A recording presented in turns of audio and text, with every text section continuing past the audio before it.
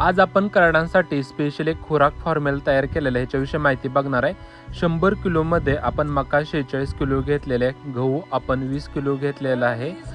त्याच्यानंतर आपण हरभरा 5 किलो घेतलेला आहे 100 किलोमध्ये.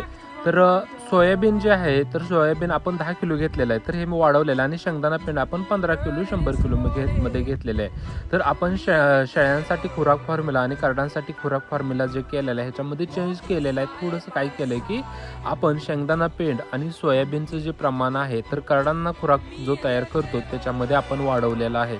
त्याच्यामुळे काय होते की त्यांची वजन वाढ आहे, चकाकी, शरीर रचना चांगली होते. तर त्याच्यामध्ये आपण 100 किलोमध्ये मिनरल मिक्सचर आपण 2 किलो घेतलेलं आहे, तर ते व्यवस्थित आपण मिक्स करून घ्यायला पाहिजे.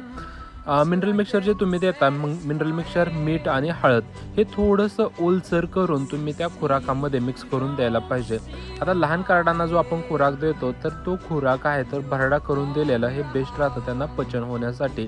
तर लहान करडांना खुराक किती प्रमाणात द्यायला पाहिजे, तर ह्याचं प्रमाण जे आहे तर ते वजनाच्या 0.5% राहतं, एक स्टँडर्ड भाषेत सांगायचं झालं. पण थोडक्यात सांगायचं झालं तर तुम्ही करडं जेवढी खुराक जास्त खातील तेवढं खुराक द्यायला पाहिजे.